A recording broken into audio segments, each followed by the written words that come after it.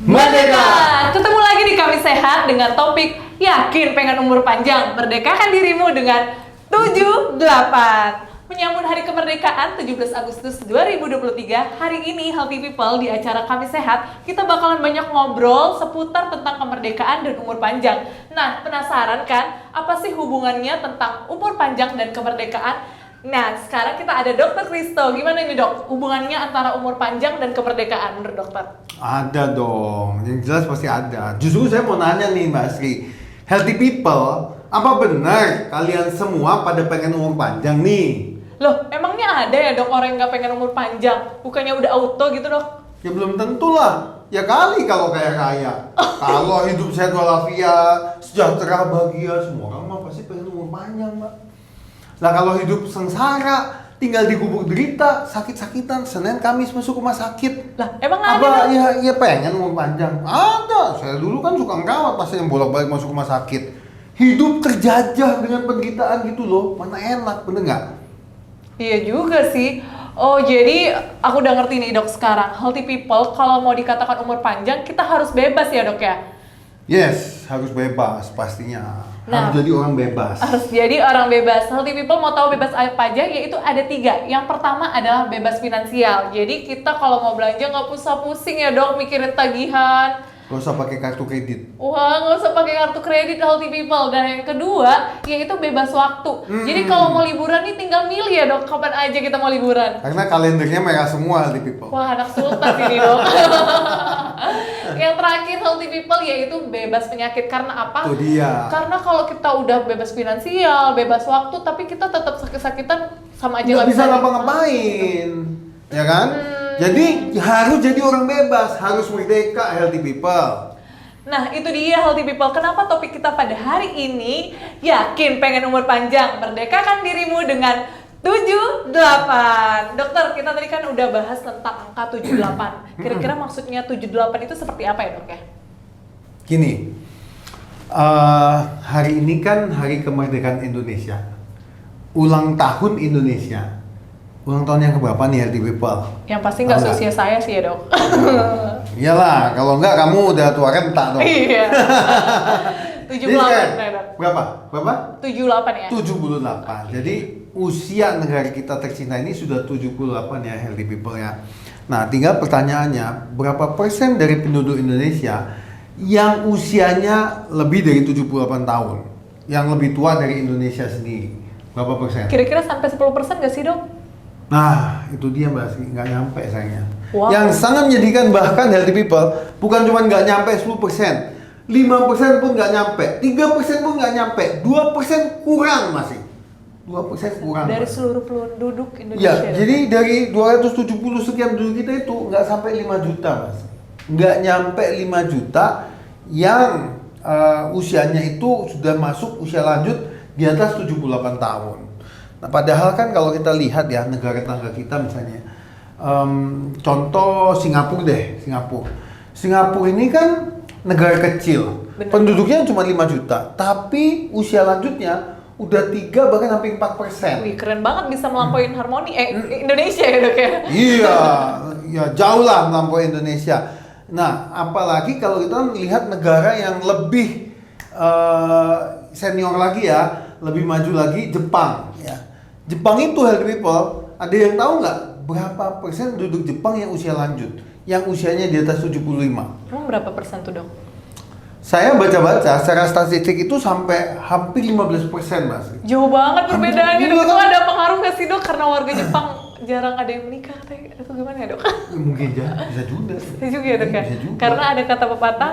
No woman no cry. Oke, gimana nih kalau people juga? Jadi bisa jadi tuh ya, jadi nggak pada stres ya. Ya, tapi gini, yang penting untuk kita pahami di sini ya, Healthy People. Ya, Indonesia sudah 78 tahun merdeka, sudah berusia 78 tahun. Tapi harapan hidup orang Indonesia ini masih relatif rendah, masih di angka 70-an tahun. Katanya saya baca-baca sih 72 tahun lah mentoknya kira-kira, sekitar itu. Ya. Jadi masih jauh nih yang harus kita kejar. itu aja yang tadi di atas 78, di atas 75, itu tadi masih kurang dari 2%. Jadi masih banyak yang harus kita lakukan di Indonesia ini, healthy people, supaya rakyat kita lebih banyak yang sehat, lebih banyak yang umur panjang, sehingga lebih banyak juga yang usianya sampai di atas usia negara kita sendiri. Nah, pertanyaannya gimana caranya kita mengejarnya nih? Ini yang tadi waktu Mbak Asri tanya ya, apa maksud 78 itu? Iya benar. Betul ya? Nah, ini yang menurut kami di Narmoni itu kita ingin memperkenalkan konsep 7 momen proteksi untuk hidup lebih dari 78 tahun. Wow. 7 momen proteksi. Seperti 7 kunci rahasia nih ya dok ya. Bahas-bahas angka 7 momen proteksi untuk hidup lebih dari 78 tahun. Sepertinya ada unsur sesuatu kayak keberuntungan gitu nih dok di Kan nomor 7. emang lucky number 7 katanya. Oh, I see. 7 itu angka keberuntungan loh di seluruh dunia. Ya orang tahu. Tanya sama orang Amerika, tanya sama orang Eropa, orang Cina, orang Jepang, mereka mau tahu angka 7 itu angka keberuntungan. Apalagi kalau yang lahir ada tanggal 7-nya gitu ya dok Nah ya? itu saya. Wah, pantesan ya waktu itu ya. Saya tanggal lahir tanggal 7 ya tipe ya, 33 ya, 7 November. Bulan depan waktu itu lagi.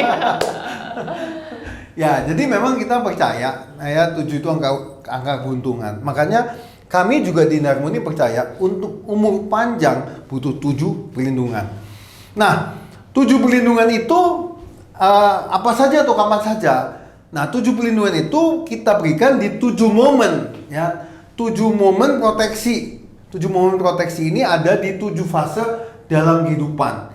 Jadi ini 7 momen proteksi dalam 7 fase kehidupan yang akan kita lindungi untuk Anda bisa punya hidup yang lebih panjang, lebih sehat, dan lebih bebas. Healthy people sekalian.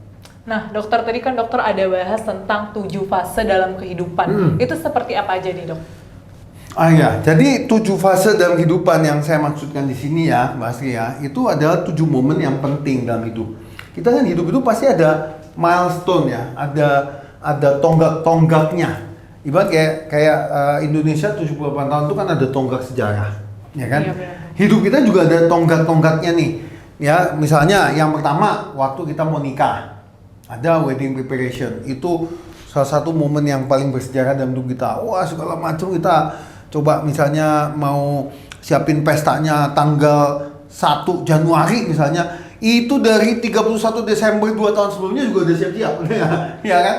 Udah beli ini, beli itu, siapin ini, siapin itu ya. Itu salah satu tonggak sejarah. Lalu habis kita nikah, yang sang wanita hamil. Ya, jadi Mam Wannabe. Mam Wannabe ini satu tonggak sejarah lagi, karena yang tadinya belum pernah punya keturunan tiba-tiba siap-siap punya keturunan. 9 bulan itu 9 bulan yang paling dinanti-nanti ya. Itu kayaknya penuh berbunga-bunga gitu kan, mungkin hidupnya penuh harapan. H2C bahkan kata saya. Apa itu, dok? Harap-harap cemas. Karena kan memang ada harapan, tapi situ juga banyak risiko loh. Betul nggak, healthy people? Kira-kira Banyak apa aja risiko. emang, dok? Ya, nanti saya cerita ya. Tapi yang jelas itu risikonya banyak sana. Nah, walaupun 9 bulan ini sehat, lahir bayinya sehat walafiat, kuat, gak ada cacat sekalipun dan sebagainya. Tapi bayi baru lahir, new baby born, sampai masa balita itu punya risiko lagi. Ya, punya risiko, banyak risiko kesehatan sana. Nah, itu momen yang 3. Yang keempat, waktu sang balita ini beranjak untuk masuk sekolah, jadi toddler ya, masuk TK, masuk SD. Ini juga ada momen yang berharga juga, yang juga berisiko juga. Oh, ya. Bisa ketularan penyakit dari temennya gitu ya, dok? Misalnya, ya itu karena kita nggak bisa mantau mereka dalam 24 jam ya, dok? Exactly.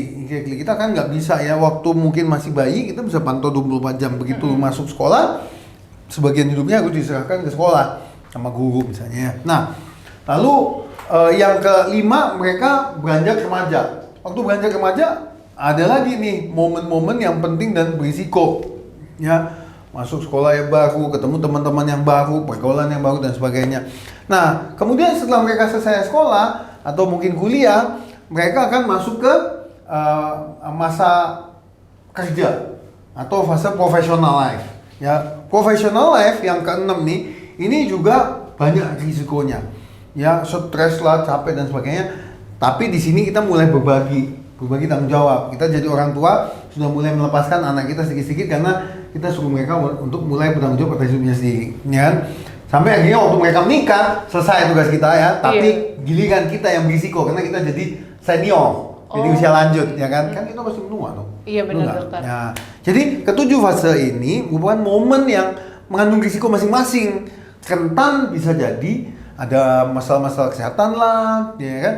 Bisa jadi kita terpapar satu kondisi lah, atau terkena satu penyakit lah, dan sebagainya. Nah, oleh karena itu, Mbak Astri, kita di Narmoni ingin memproteksi kalian, healthy people, melalui program kita yang namanya Lifetime Wellness Journey, gitu.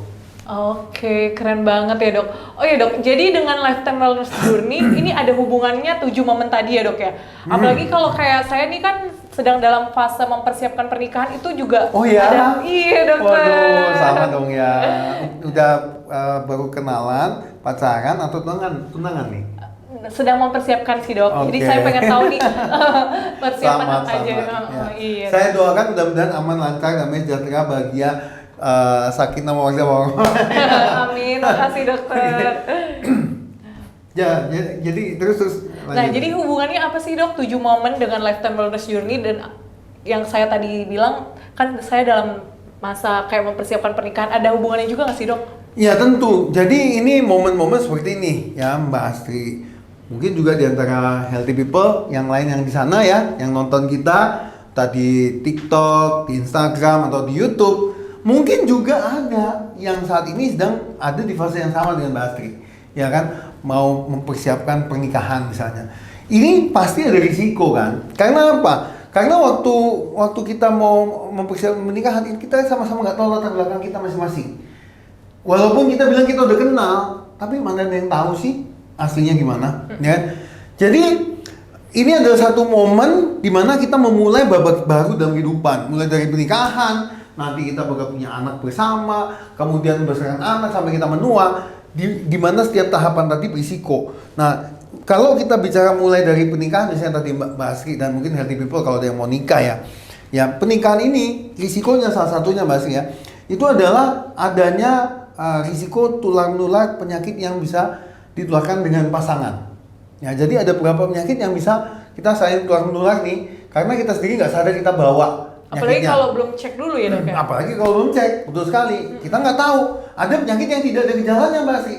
Wow. Nggak ada gejala, tapi berisiko karena dia penyakitnya kronis, jangka panjang. Gitu seperti kan? apa itu dok? Kayak hepatitis misalnya, ya kan? Itu seringkali nggak ada gejala. Virus HPV yang bisa bikin kanker serviks, ya itu juga ditularkan dari hubungan suami istri. Dan kita nggak tahu, kita nggak sadar kalau kita nggak pernah cek. Nah, lalu selain ditularkan ke pasangan, Mbak Asri, kita juga bisa menularkan penyakit ini ke keturunan. Jadi bisa jadi ini jadi penyakit yang diturunkan healthy people. Ya ini satu risiko lagi, gitu kan? Nah, nanti sesudah kita menikah, ya kita akan melalui fase berikutnya yang kedua. Salah satunya yaitu sang wanita akan mulai hamil. Ya, hamil ini kan 9 bulan. Ya, dalam perjalanan 9 bulan kita tidak pernah tahu apa yang bisa terjadi, apa yang akan terjadi, dan akhirnya akan bagaimana. Ada yang mungkin cemas gini cemas gitu, tapi akhirnya nggak ada terjadi apa-apa. Tapi ada juga yang dia nggak bikin apa-apa, tiba-tiba terjadi musibah. Ya. Seperti babynya lahir dalam keadaan tidak normal kali gitu ya dok? Nah bisa, itu salah satunya ya. Penyakit keturunan atau penyakit genetik itu salah satunya yang banyak terjadi di masyarakat. Saya sendiri mengalami di ponakan saya sendiri. Jadi adik saya dengan suaminya sama-sama dokter, sama-sama sehat. Ya, punya anak yang pertama sehat, anak yang kedua tuli. Wow, Nah, anak kedua malah ya dok? Anak ya? kedua. Okay. Ya, ini kan kita nggak tahu. Ya kan? Nah, jadi dari hamil kita bisa kena penyakit, kita bisa menurunkan gen tertentu, ya, bahkan bisa jadi sampai keguguran. Ya kalau keguguran masih oke lah, walaupun sebetulnya amin-amin juga ya. Iya, sedih, siapa yang mau sih, pasti sedih. Ya healthy people pasti sedih lah kalau ada yang keguguran. Tapi lebih sedih lagi kalau lahir anaknya cacat. Oh iya. Ya kan, anaknya cacat. Jadi ketika mereka udah lahir, kita tahu, waduh, ternyata ada penyakit tertentu kayak tadi tuli misalnya, aduh itu amit-amit banget karena deritanya kan seumur hidup. Iya, benar. Ya kan kita harus ngurusin anak kita, anak berkebutuhan khusus. Nah, lalu setelah lahir pun ini fase yang berikutnya ya. Lahir itu juga masih dihadapkan oleh berbagai risiko-risiko kembali. Misalnya banyak penyakit itu yang menyerang bayi karena bayi belum punya kekebalan. Kekebalannya belum sempurna, healthy people. Ya makanya kenapa saran dari Ikatan Dokter Anak, bahkan dari WHO seluruh dunia mengatakan bayi itu harus diberi imunisasi. Wajib. Apalagi kalau waktu masih bayi itu kan banyak yang kunjungi ya dok ya? Nah itu dia, salah satunya kan kita suka, kalau zaman dulu katanya kalau bayi itu harus di rumah 1 bulan gitu ya. Nggak boleh bawa kemana-mana, zaman dulu orang tua kita bilang gitu ya. Kalau zaman sekarang mana tahan, emaknya seminggu juga udah nggak tahan, nggak ke mall. Waktu saya habis nikah, istri saya belum seminggu udah bawa anak ke mall, dia gendong-gendong aja. Katanya kan nggak boleh, harus di rumah dulu. Alah itu mah kata orang tua zaman dulu kan gitu, kuno kan gitu ya. Jadi kita nggak tahu bahwa mereka ini terpapar gitu kan. Kita ke mall, ada kerumunan, kita ketemu sama saudara, ketemu sama om tante, nenek kakek, ini bisa terkena penyakit. Ya kan? Nah itu bayi. Nanti waktu mereka udah melewati fase bayi dan balita, mereka udah mulai sekolah tuh, ya kan? Nah masuk ke usia sekolah, para toddler ya anak-anak kecil ini, mereka berhadapan dengan risiko-risiko yang baru, yaitu risiko dari sekolahnya.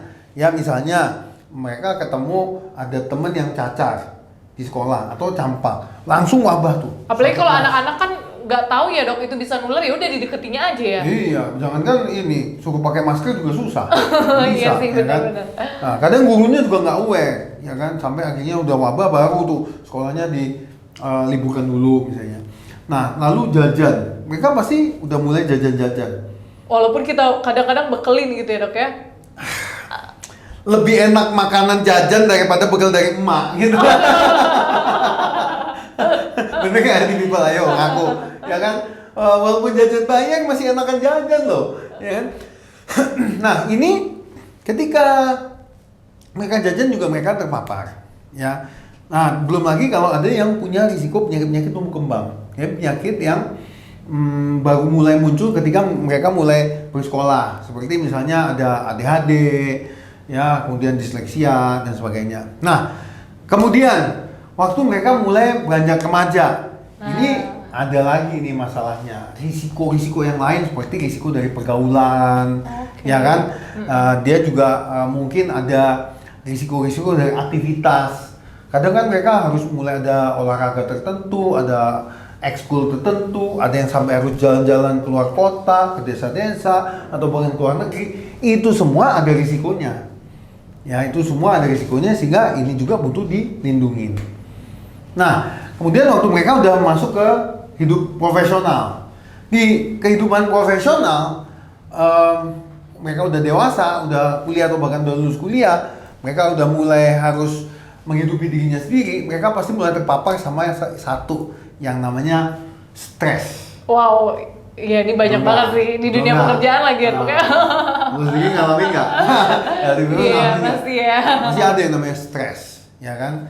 Capek. Kalau udah stres, imun turun. Kalau udah imun turun apa? Ujungnya sakit-sakitan, kena emah lah, kena apalah, ya kan? Nah, ini nih mulai aja nih ada risiko-risiko seperti itu. Mereka kemudian juga harus banyak traveling misalnya, atau mereka udah mulai mau pergi ke tanah suci, umroh dan sebagainya, atau diutus sama pekerjaan yang harus pergi keluar kota, ke kampung-kampung, ke hutan dan sebagainya misalnya, atau mereka mungkin ada yang duduk di kantor aja tapi duduk terus ya, sehingga ada risiko akibat pekerjaannya, misalnya tulang punggungnya jadi ada yang agak bengkok atau sukanya sakit punggung dan sebagainya. Ini semua ada risiko juga.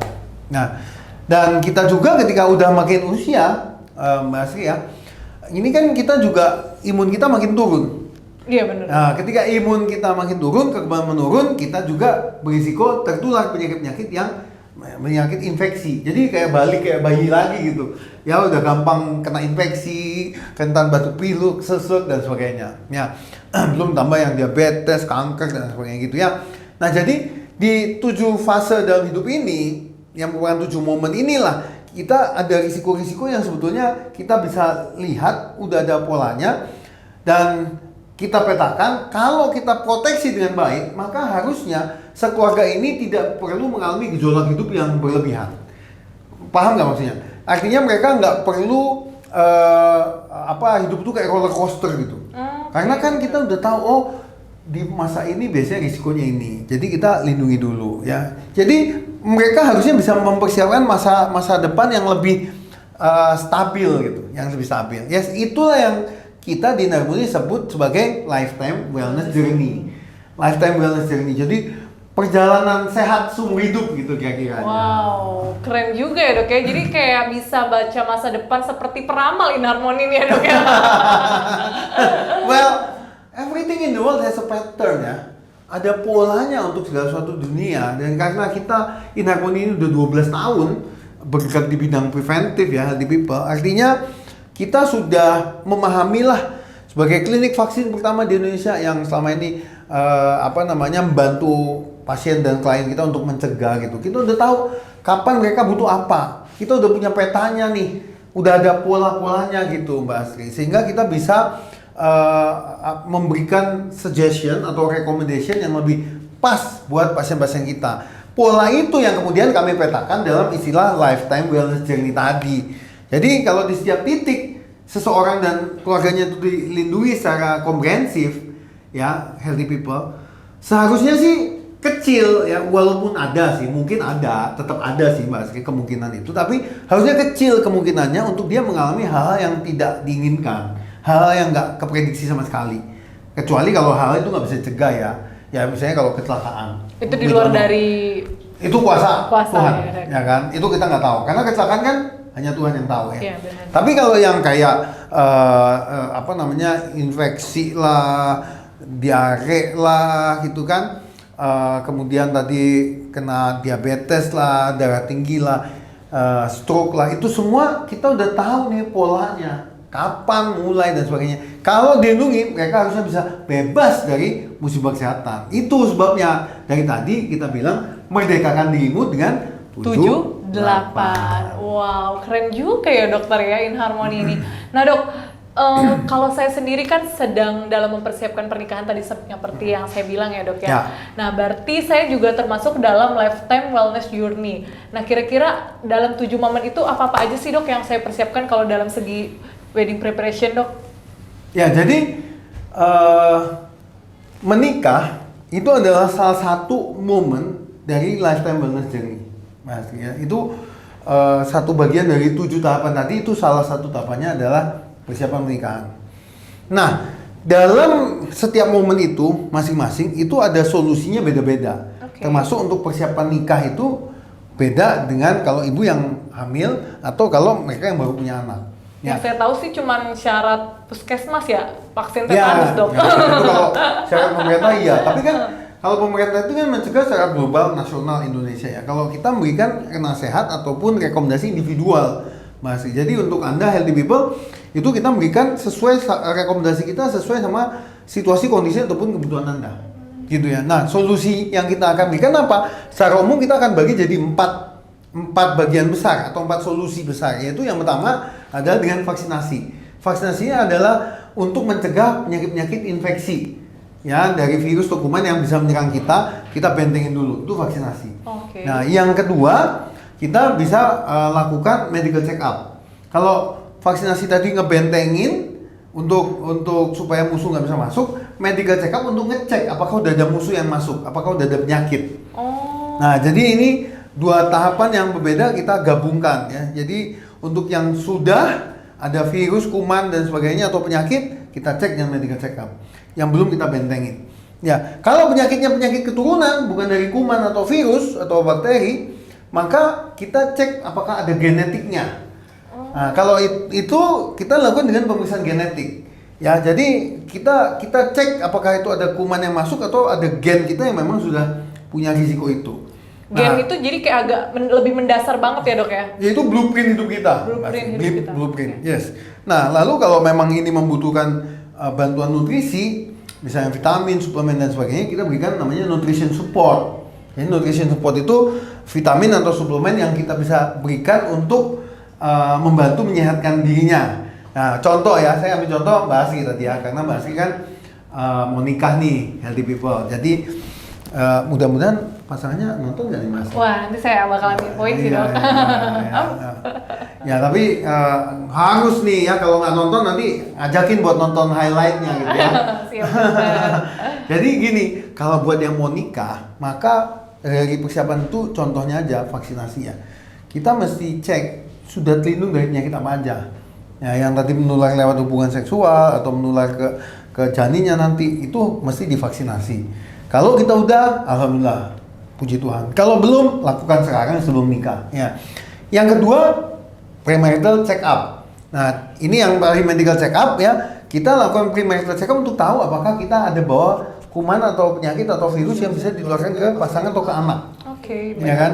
Nah, kemudian genetic testing nih. Perlu nggak periksa genetik untuk melihat potensi penyakit keturunan? Kalau di keluarga kita ada nih, saya orang tua kita, saudara kita, atau nenek kakek kita, 3 generasi ini ada penyakit yang kayaknya mirip-mirip. Misalnya sini mati karena stroke, sini juga stroke, yang sini stroke juga, ya ini dari keluarga papa, keluarga mama. Maka kita harus cek juga apakah kita punya risiko untuk stroke, misalnya kayak gitu kan? Atau misalnya thalassemia. Nah ini juga kita perlu cek, kita perlu lindungi diri kita dan pasangan supaya jangan sampai kena keturunan kita. Gitu. Nah kalau nutrition support itu biasanya sih kalau mau nikah kasusnya yang paling sering ya, healthy people. Biasanya kalau wanita itu jauh-jauh hari, nikahnya masih tahun depan, udah pesen dulu gaun duluan. Kan pengennya yang bagus, jahit ini itu, mau yang perfect lah. Sayangnya karena stres, biasanya nyiapin pernikahan kan stres ya Mbak? Iya bener banget suka sih dok. ngemil. Udah ngemil, baju udah jadi, nah disitulah butuh nutrition support ya. Ada program-program diet sama zat-zat tertentu yang kita bisa berikan untuk bantu melangsingkan kembali lagi. Nah ini sangat dicari oleh wanita ya sih dok. Itu dia ya. Jadi apapun kita sarankan sih untuk buat Anda merdeka dari potensi masalah kesehatan di momen tersebut. Berarti yang dokter tadi sebutkan semuanya itu dilakukan keduanya ya dok ya? Bukan hanya si wanitanya ya dok ya? Ya harusnya dua-duanya, kan yang mau merdeka siapa? Iya. Kalau yang mau merdeka sebelah ya sebelah aja. Oh iya juga ya. Yang satu merdeka, yang satu masih terjaga. Wah keren banget nih dok. Dok tadi kan dokter udah ngasih tahu nih 7 kunci rahasia dan fase-fase untuk mempersiapkan lifetime wellness journey. Dok kalau boleh tahu nih kita perlu lanjut menghubungi atau datang kemana nih dok untuk konsultasinya dok? Tentu kalau nanti dari healthy people sekalian ada yang butuh nih kayak Mbak Asri gitu ya, mengajak pasangannya gitu ya. Pasti dok. Nah, itu perlu konsultasi dulu. Jadi nggak serta-merta, oh aku mau vaksin, mau merdeka, mau ini, mau itu periksa genetik kalian itu. Nggak gitu juga, karena kan tiap orang punya risiko yang beda. Ya seperti tadi genetik itu kan keluarganya ada risiko tertentu, itu biasanya perlu konseling atau konsultasi. Nah oleh karena itu saya sarankan untuk saya datang ke Inharmony Clinic, karena di Inharmony kita punya layanannya tuh yang tadi saya sebut lifetime wellness journey. Kita bisa berikan konseling tergantung ini Anda ada di fase mana. Lalu apa yang Anda perlukan, gitu healthy people ya. Datang aja ke Inharmony Clinic. Jadi beda fase, beda treatment ya dok ya? Iya dong, beda lah. Masa yang anak-anak di situ sama nenek-nenek kan nggak bisa. Wah, terima kasih banyak nih dokter untuk informasi dan penjelasannya yang cukup akurat dan detail. Karena ya bener dok, kadang-kadang kekhawatiran kita tuh sedang di fase mana dan kita harus melakukan apa nih kalau ada di fase tertentu seperti itu ya dok ya? Yap. Nah, tapi Inharmony memberikan jawaban dari setiap keraguan kita nih healthy people. Bagaimana healthy people? Udah cukup jelas belum penjelasan dari dokter Krisno? Mudah-mudahan jelas ya. Makasih banyak ya dokter Krisno Sama-sama, penjelasannya. makasih. Healthy people, jangan lupa untuk kalian yang mau tahu lebih detail tentang lifetime wellness journey, langsung saja menghubungi nomor telepon customer service Inharmony Clinic di 0811 955 696 dan bisa juga cek Instagram kami di @inharmonyclinic serta di TikTok kami Klinik Vaksinasi. Dan sampai jumpa di Kami Sehat selanjutnya minggu depan. Bye bye healthy people. Sampai ketemu. Sampai ketemu ya. Thanks banyak ya dokter ya. Nanti aku bakal ngajak masakan apa sih ke sini. Ya, ditunggu ya. Ditunggu juga ya healthy people. Dadah. Dadah healthy people.